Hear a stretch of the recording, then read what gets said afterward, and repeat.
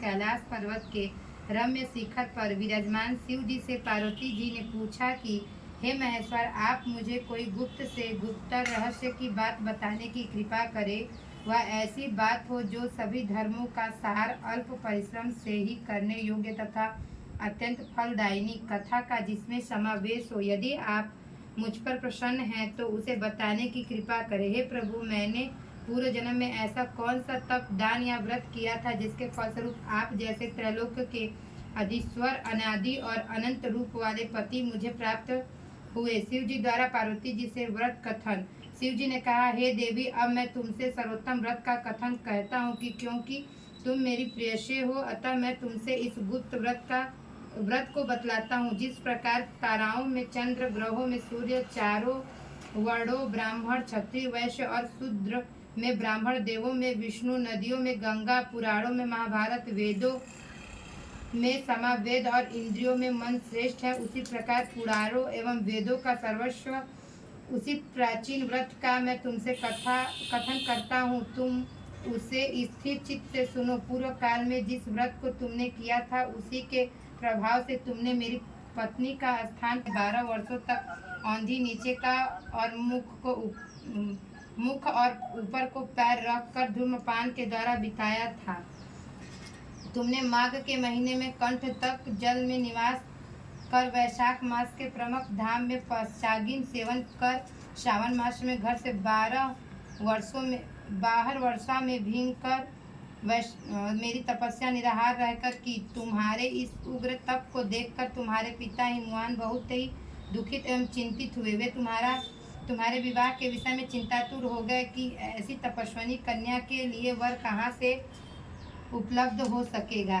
नारद का आगमन। ऐसे ही समय में ब्रह्मपुत्र नारद जी आकाश मार्ग से तुम्हारे पिता के पास आए। तुम्हारे पिता ने उन मुनि श्रेष्ठ के अर्घ्य, पाद्य, आसन आदि देकर पूजा किया।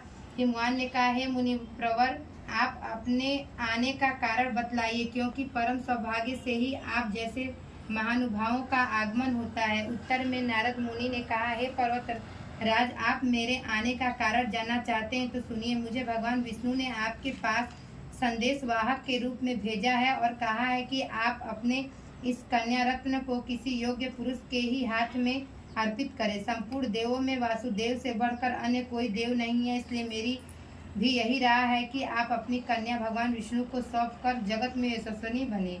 नारद जी की बात सुनकर हिमालय ने कहा, यदि भगवान विष्णु ने इस कन्या को ग्रहण करने की स्वयं इच्छा की है तो मुझे कोई आपत्ति नहीं है, क्योंकि आपकी सम्मति है। इसलिए अब आज से इस संबंध को निश्चित ही समझिए। हिमवान द्वारा इस प्रकार का निश्चयात्मक उत्तर पाकर नारद जी उस स्थान से अंतर्धान होकर शंख, चक्र, गदा एवं पद्मधारी विष्णु के पास उपस्थित हुए। उन्होंने हाथ जोड़कर प्रणाम करते हुए विष्णु भगवान से कहा कि हे देव, मैंने आपका विवाह संबंध पर्वत हिमवान की पुत्री पार्वती से निश्चित कर दिया। उधर हिमवान ने प्रसन्न होकर तुमसे कहा कि हे पुत्री, मैंने तुम्हारा विवाह भगवान विष्णु के साथ पक्का कर दिया।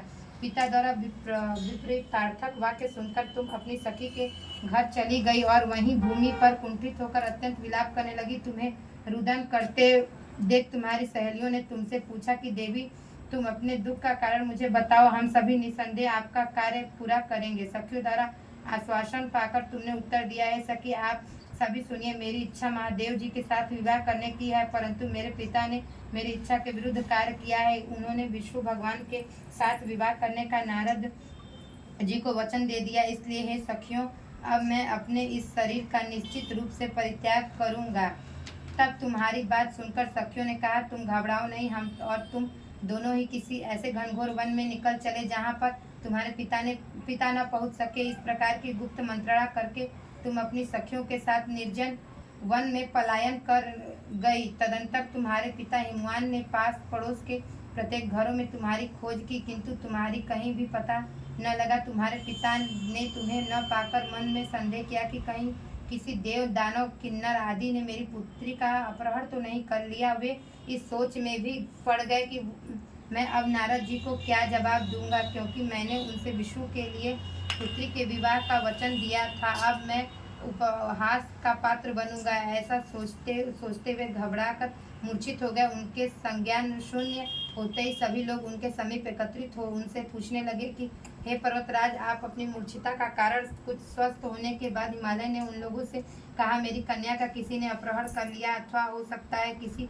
विषधर सर्प ने डस लिया हो, अथवा सिंह, व्याघ्र आदि किसी हिंसक पशु ने भक्षण कर लिया हो। यही मेरे दुख का कारण है। न जाने मेरी पुत्री कहाँ चली गई है। अब मैं क्या करूं? ऐसा कहते हुए हिमालय इस प्रकार कांपने लगे जैसे किसी प्रचंड आंधी में वृक्ष हिलने लगते हैं। तत्पश्चात तुम्हारे पिता तुम्हारी खोज में भयानक जंगल के भीतर अग्रसर हुए। इधर तुम तो पहले से ही अपनी सखियों के साथ उस भीषण वन में जा चुकी थी। उस स्थान पर एक नदी प्रवाहित हो रही थी। वहाँ एक गुफा कंदरा भी था। तुमने उसी गुफा में जाकर आश्रय लिया और निराहार रहकर मेरा बालू कामयी मूर्ति शिव पार्वती सहित का स्थापना किया। जब भाद्रपद मास के शुक्ल पक्ष की तृतीया हस्त नक्षत्र से युक्त आई, तब तुमने उस दिन रात्रि में जागरण कर गीत वाद्यादि के साथ मेरा भक्तिपूर्वक पूजन किया। हे प्रिय, तुम्हारे द्वारा की गई उस कठिन तपस्या व्रत के प्रभाव से मेरा सिंहासन चलायमान हो उठा और जहाँ तुम्हारे सखियों के साथ थी उस स्थान पर मैं जा पहुँचा। मैंने तुमसे कहा कि हे वरान्य, मैं तुमसे अत्यंत प्रसन्न हूँ, तुम मुझसे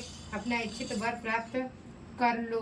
तब उत्तर में तुमने कहा कि हे देव, यदि आप मुझसे पर प्रसन्न हैं तो आप मुझे पति रूप में प्राप्त हो। तथा मैं तथास्तु ऐसा ही हो कहकर पुनः अपने कैलाश पर्वत पर आ गया। मेरे चले आने के बाद तुमने प्रातः काल नदी में स्नान कर मेरी स्थापित मूर्ति का विसर्जन किया। इतना करने के बाद तुमने अपनी सखियों के साथ पारण किया। हिमालय पार्वती समाज उसी समय तुम्हारे पिता हिमालय भी तुम्हें खोजते हुए उसी जंगल में आ पहुंचे, किंतु वन की गहनता के कारण चारों ओर ढूंढने पर भी तुम्हारा कुछ पता न उन्हें लगा। तो अब तो उन्होंने तुमसे पूछा कि तुम इस घनघोर जंगल में किस प्रकार आ पहुंची। पिता की बात सुनकर तुमने उनसे कहा कि हे तात, मैं अपना विवाह शिव जी के साथ करना चाहती थी, परंतु मेरी इच्छा के प्रतिकूल अपने विष्णु भगवान से मेरे वैवाहिक संबंध स्थिर कर लिया। इसी कारण रुष्ट होकर मैं अपनी सखियों के साथ गृह का परित्याग कर इस भीषण वन में चली आई। हे तात, यदि आप मुझे घर ले जाना चाहते हैं तो मुझे महादेव जी से विवाह करने की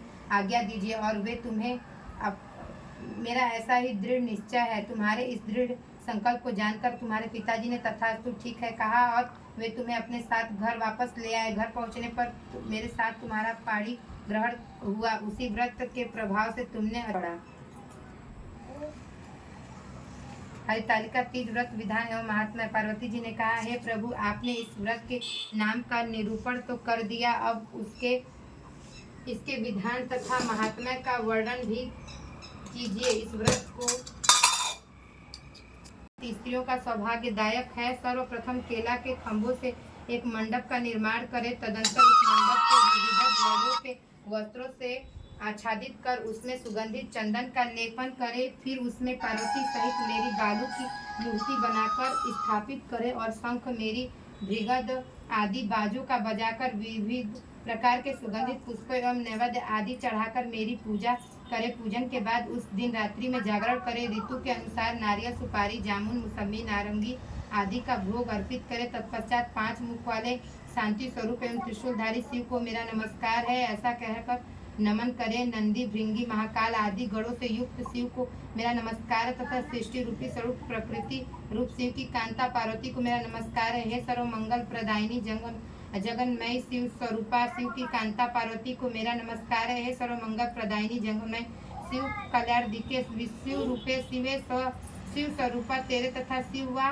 के निमित्त एवं ब्रह्मचारी स्वरूप जगत धात्री के लिए मेरा बारंबार प्रणाम है। हे शिव वाहिनी, आप भव ताप से मेरा प्राण करे। हे महेश्वर, आप संपूर्ण इच्छाएं पूर्ण करे। हे मातेश्वर, मुझे राज्य, सौभाग्य, संपत्ति प्रदान करे। इस प्रकार कहकर मेरे साथ तुम्हारी पूजा स्त्रियों को करनी चाहिए। विधिवत कथा श्रवण करने के पश्चात सामर्थ्य के अनुसार ब्राह्मणों को अन्न, वस्त्र एवं धन प्रदान करें। तदंतर भूयसी दक्षिणा देकर संभव हो तो स्त्रियों को आभूषण आदि भी देवें। इस सौभाग्यवर्धनी पुनीत कथा को अपने पति के साथ श्रवण करने से नारियों को महान की उपलब्धि होती है। हे देवी, इस विधि से जो स्त्रियां इस व्रत को करती हैं उन्हें 7 जन्म तक राज्य, सुख एवं सौभाग्य प्राप्त होता है। व्रत के दिन जो नारी अन्न का आहार ग्रहण करती है वह 7 जन्म तक संतानहीना एवं विधवा होती है। जो स्त्री उपवास नहीं करती वह दरिद्री, पुत्र शोक से दुखी एवं कर्कशा झगड़ालू होती है तथा नरकवास करके दुख भोगती है। जो नारी इस व्रत के दिन भोजन करती है उसे